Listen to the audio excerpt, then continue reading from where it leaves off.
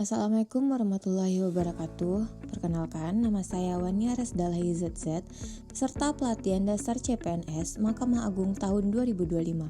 Dalam video monolog ini, saya akan memaparkan profil singkat instansi, visi dan misi, serta refleksi diri saya sebagai calon ASN. Saat ini, saya bertugas di Pengadilan Negeri Payakumbuh, sebuah lembaga yudikatif di bawah Mahkamah Agung Republik Indonesia, yang menjalankan kekuasaan kehakiman untuk menegakkan hukum dan keadilan, yang beralamat di Jalan Soekarno-Hatta nomor 240 Payakumbuh, Kecamatan Payakumbuh Barat, Kota Payakumbuh, Sumatera Barat.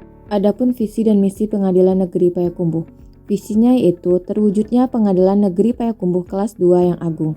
Kemudian misinya, yang pertama menjaga kemandirian Pengadilan Negeri Payakumbuh kelas 2. Yang kedua, memberikan pelayanan hukum yang berkeadilan kepada pencari keadilan. Yang ketiga, meningkatkan kualitas kepemimpinan Pengadilan Negeri Payakumbuh kelas 2. Dan yang keempat, meningkatkan kredibilitas dan transparansi Pengadilan Negeri Payakumbuh kelas 2. Ini merupakan struktur Pengadilan Negeri Payakumbuh yang dipimpin oleh seorang ketua yang dibantu oleh seorang wakil ketua. Di bawah wakil ketua, organisasi terbagi menjadi dua pilar utama. Yang pertama, area kepanitraan, dan yang kedua, area kesekretariatan. Area kepanitraan dipimpin oleh seorang panitera, didukung oleh para hakim. Kemudian panitera membawahi 3 unit, ada panitera muda pidana, panitera muda perdata, dan panitera muda hukum. Unit ini juga mencakup fungsional seperti jurusita dan panitera pengganti. Kemudian area kesekretariatan dipimpin oleh seorang sekretaris dan dibawahi oleh 3 unit. Yang pertama subbagian perencanaan, teknologi informasi dan pelaporan. Yang kedua subbagian umum dan keuangan. Yang ketiga, subbagian kepegawaian, organisasi, dan tata laksana.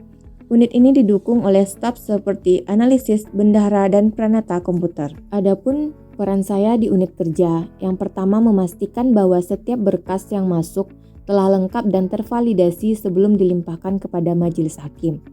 Yang kedua, melakukan registrasi perkara baru, penerimaan memori banding, dan memastikan data pada SIPP selalu termutakhirkan.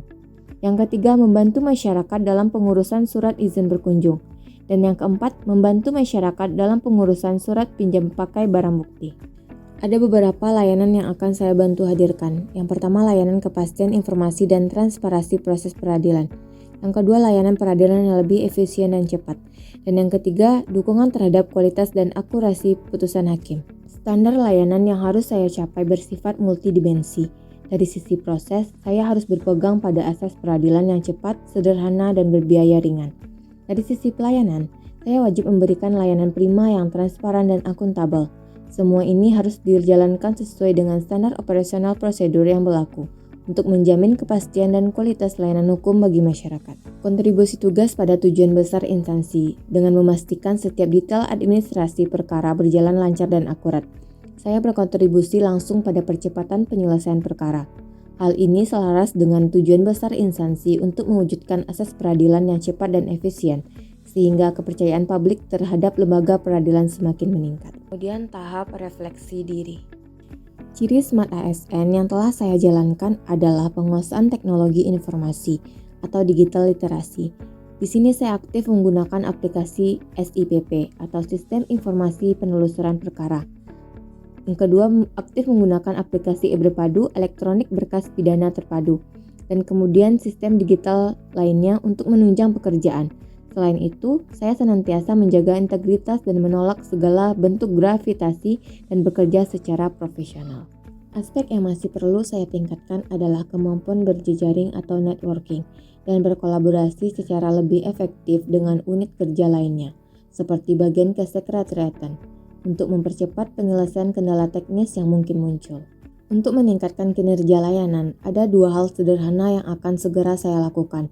Yang pertama, saya akan membuat checklist digital pribadi untuk setiap perkara yang ditangani guna untuk meminimalisir risiko kesalahan input data. Kemudian yang kedua, saya akan proaktif mengikuti sosialisasi atau pelatihan internal mengenai peraturan terbaru untuk meningkatkan kompetensi dan wawasan saya. Demikianlah video monolog singkat dari saya. Menjadi ASN berakhlak adalah komitmen saya untuk terus belajar, berkinerja, dan berkontribusi untuk kemajuan bangsa. Terima kasih. Wassalamualaikum warahmatullahi wabarakatuh.